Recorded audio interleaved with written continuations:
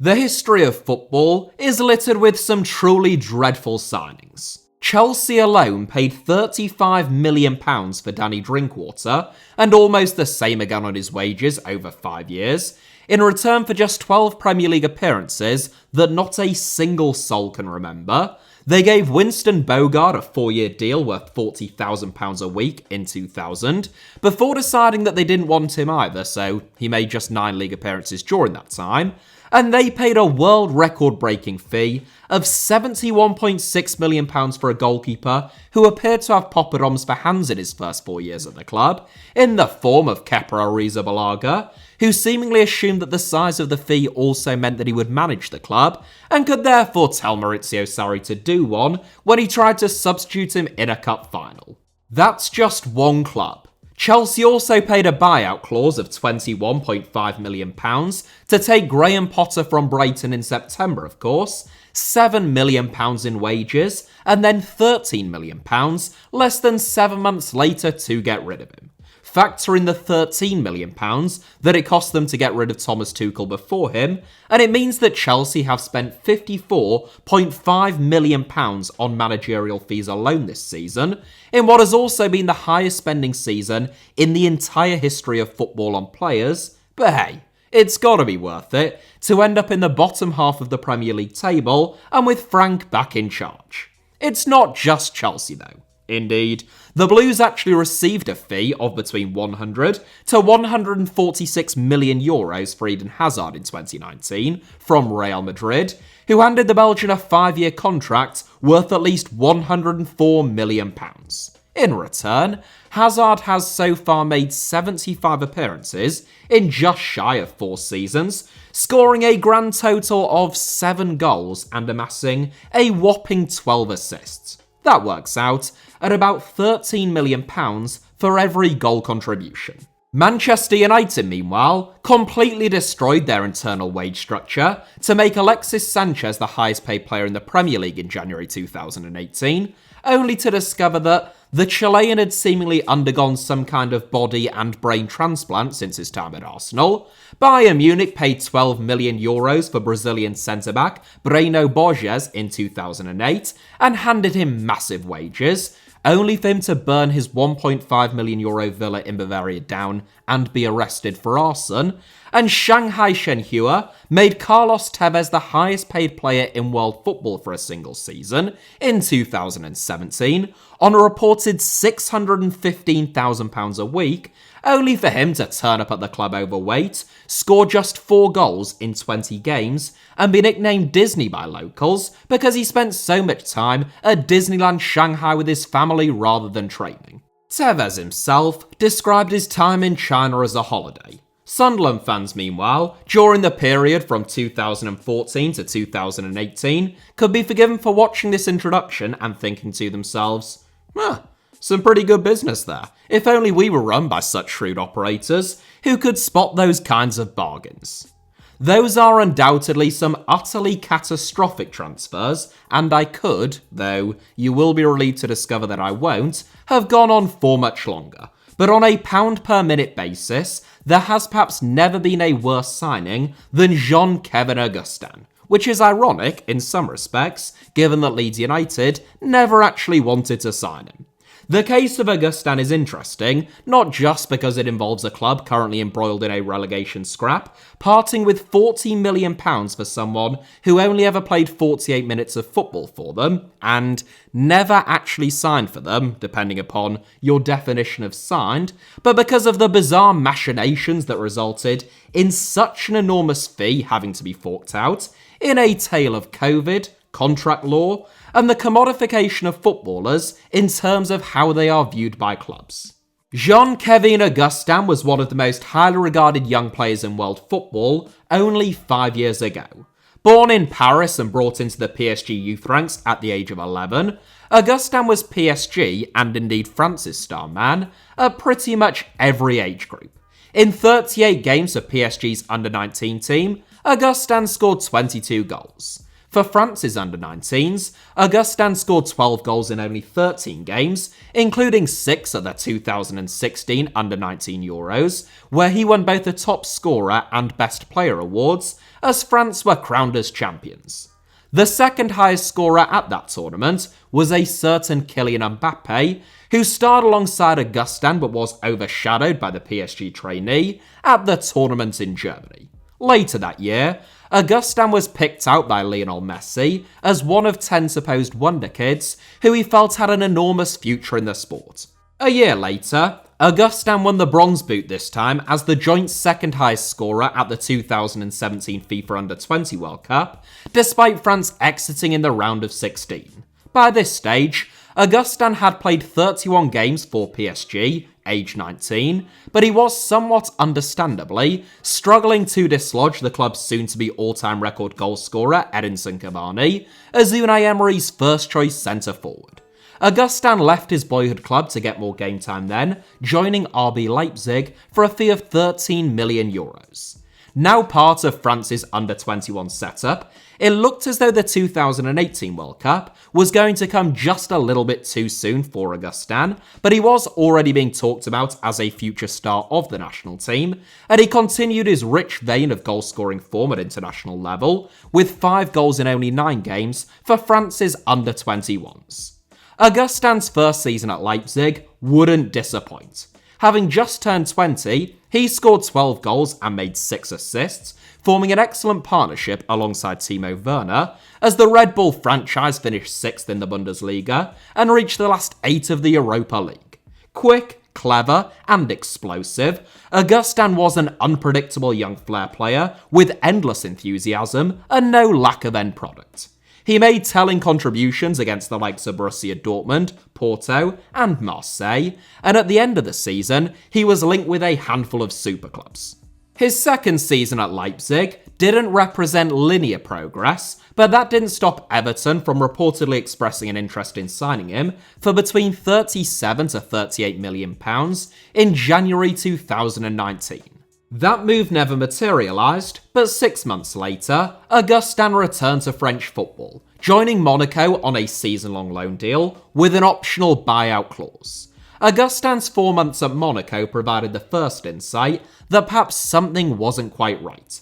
Limited to just 13 appearances, which largely came off the bench, Augustin only managed to score 1 goal. Though it is worth noting that he had the likes of Wissam Ben Yedder, Islam Slimani, Stevan Jovetic, and Keita Balde for competition in forward areas.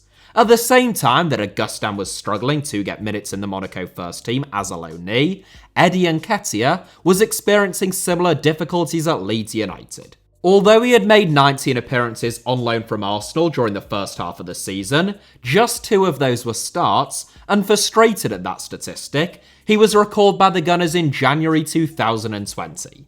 Leeds, therefore, who were at that time in the automatic promotion places in the Championship, in search of a return to the Premier League following a 16-year wait, spent most of January searching for a replacement. In the last few days of the window, Victor Orta thought that he had found his man. Following extensive scouting, a move for Augustin was ultimately sanctioned by first-team boss Marcelo Bielsa, but it wouldn't be straightforward. Despite his setback at Monaco, Augustin was still a man in demand, and viewed as a serious coup for a championship club. Well aware of that fact, Leeds were desperate to keep the move under wraps, not least because one of the teams rumoured to be interested in Augustin was Manchester United. A year earlier, Leeds had seen a £10 million move for Dan James that they thought was done collapse, who 6 months later signed for the Red Devils instead. Leeds were desperate for this deal not to meet a similar fate, so they rolled out the red carpet for the Frenchman, flying into Leeds Bradford Airport by private jet, collecting him from the tarmac to avoid the prying eyes of any journalists or fans, and even conducting his medical at the Doubletree Hilton Hotel, where he spent the duration of his time in West Yorkshire. On the 27th of January 2020, the deal was done, to the delight of Leeds United fans, given both Augustin's pedigree and the rumoured interest of their biggest rivals. This was a man who, 3.5 years earlier, was the Batman to Kylian Mbappe's Robin. Born in the greatest talent-producing region anywhere on Earth, Augustin had done something very few PSG Academy graduates do, and played more than a handful of games for the club, before departing to join another club that is renowned for their outstanding recruitment. Fellow Parisians to have starred for RB Leipzig include the likes of Nordi Mukiele, Liverpool's Ibrahima Konate, and soon-to-be Chelsea signing Christopher Nkunku. Unfortunately, however, things didn't quite work out as hoped for Augustin at Leeds. It didn't help that he arrived not just lacking match sharpness, having barely played for Monaco, but unfit. There are several teams in which that might not have been that big of a problem in the Championship, but Marcelo Bielsa's wasn't one of them. Renowned for his intense training regimes and fitness requirements, Bielsa realised that Augustin wasn't ready to be thrown straight in to the murder ball deep end and attempted to ease him in instead. Augustin made 3 substitute appearances for Leeds, playing a grand total of 48 minutes against Nottingham Forest, Brentford and Bristol City, but when Bielsa looked to push Augustin, he broke. Quite literally, suffering a hamstring injury that would rule him out of Leeds' next 3 games. By the time those 3 games had been played, English football had been ground to an indefinite halt by a deadly pathogen believed to have originated in the Hubei province of China. It was called COVID-19, or SARS-CoV-2 among virus nerds, and it proved to be a real pain in the arse. In theory, that enforced break from football ought to have provided Augustin with a rare mid-season opportunity to get up to full speed, but again, that's not quite how things worked out. Instead, Augustin seemed to be finding it even harder to push himself, stay fit, and to physically compete, with Marcelo Bielsa reportedly unimpressed with his work ethic, and eventually Leeds gave up on him. Augustin never played for Leeds again, sent back to Leipzig after his loan deal expired at the end of the season. At the time of his arrival, it was announced that Leeds were signing Augustin on loan with an optional buyout clause, similar to the structure of the deal that had taken him to Monaco at the beginning of that same season. In actual fact, though, Leeds had the obligation to buy Augustin should they win promotion to the Premier League, which they duly did, being crowned as Championship title winners. Leeds believed, or at least they claimed to believe, that due to extenuating circumstances in light of the COVID pandemic, their buyout clause with Leipzig had been voided. The specific wording of the deal stated that if Leeds were promoted before June 30th, which was when Augustin's loan deal was due to end, Leeds would be obliged to sign Augustin for a fee of around £18 million. Because of the COVID-19 enforced stoppage to the Championship season, Leeds weren't actually promoted until July 17th, with 2 games of the season still to go, after West Brom lost to Huddersfield Town. Leeds claimed, therefore, that the clause was null and void, pointing to the fact that Leipzig had asked them to amend the terms when the season had to be extended, but that they had refused. Leipzig, you won't be surprised to discover, didn't agree with that assessment. They claimed that the June 30th date was little more than a placeholder, commonly used in European contracts just to mean the end of the season, since by that stage all major competitions have typically been concluded. As far as they were concerned, Leeds had loaned Augustin with an obligation to sign him if promoted that season, which they were, so they owed them £18 million. The stalemate between the two parties put Augustin in a kind of footballing purgatory, where he was simultaneously contracted to Leipzig, Leeds, and neither of the above. Because Leeds refused to sign Augustin and claimed that he wasn't theirs, and Leipzig were adamant that Leeds had signed him and that they needed to cough up the necessary cash, Augustin spent the entire pre-season without a club with whom he could actually train. Until, in October 2020, with no end to the dispute in sight, FIFA granted Augustin permission to join Ligue 1 side Nantes on a 2-year deal. In December 2020, Leipzig filed a complaint with FIFA, alleging that Leeds owed them roughly £18 million. In June 2021, FIFA found in Leipzig's favour and ordered Leeds to pay up the fee that they owed the Germans for Augustin, putting a slight dampener on an excellent first season back in the top flight for Leeds, who had just finished 9th, and throwing their summer budget into a bit of doubt. Leeds appealed FIFA's ruling, taking the case to the Court of Arbitration for Sport, or CAS, but almost 18 months later, in November 2022, by which stage Leeds were in much less healthy shape in the Premier League, they lost once again, as CAS affirmed FIFA's initial decision and ordered Leeds to pay Leipzig £18.4 million. Undeterred, Leeds released an official statement in which they said they were reviewing legal options for another appeal, which never seemed likely to succeed. In December 2022, Leeds reached a settlement with Leipzig, who presumably just wanted to avoid racking up yet more costly legal fees, which they called an amicable settlement to pay the German club £15.5 million, £2.9 million less than they had been ordered to pay by CAS. As if that wasn't bad enough, having to pay over £15 million, or almost 4 Willy Gnonto-sized fees, for a player that you didn't want and had never registered, after technically having signed, in April 2023, i.e. just earlier this month, FIFA's Dispute Resolution Chamber found partially in Augustin's favour in an individual case that he had lodged against Leeds for unpaid wages and ordered the Premier League club to pay the forward £24.5 million. That would take the total fee that Leeds have had to pay for Augustin to beyond £40 million, which is more than Leeds' club record signing and is roughly equivalent to the £42 to £45 million subject to add-ons that they received for Calvin Phillips, who, admittedly, hasn't yet been a great signing for Manchester City, but is at least actually contracted to them, and they did presumably want to sign him when that deal was completed.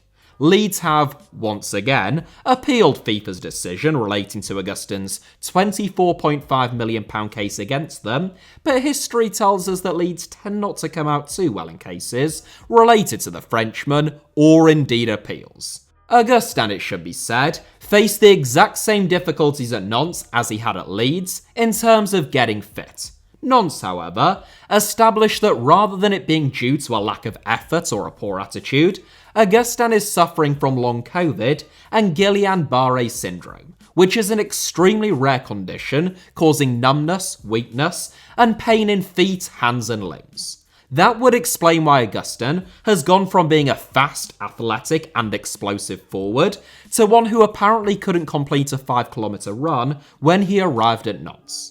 The French outfit put Augustin on an individually tailored training programme and relegated him to their reserve team whilst he recovered, a process which ended up taking pretty much his entire 2 years at the club. Augustin did return to the Nantes first team, where he made 8 appearances last season, doing just about enough to convince Swiss side Basel that he could still compete in a European top flight.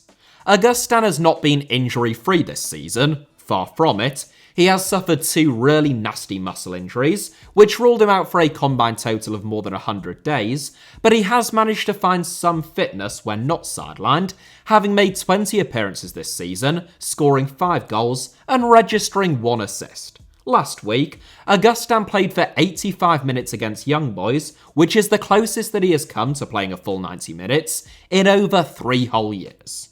Augustin serves as a reminder, if one were needed, of the harsh realities of professional football.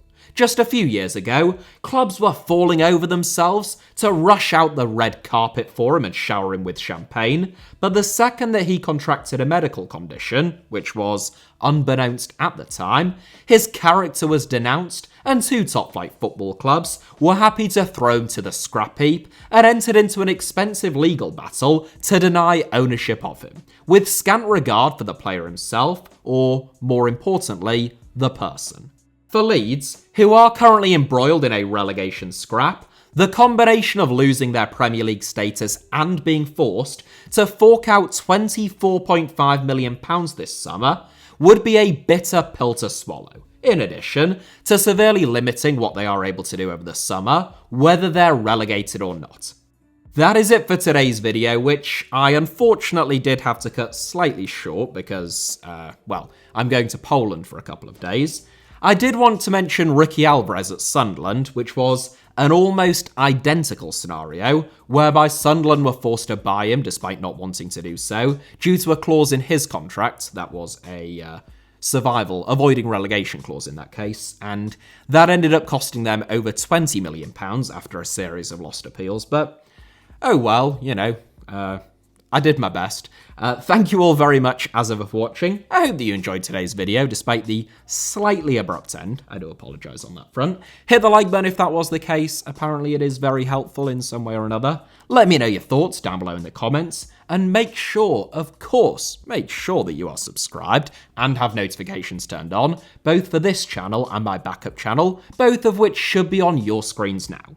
You can also find me on Twitter or on Instagram via the username @HITC Sevens on both, should you wish to do so.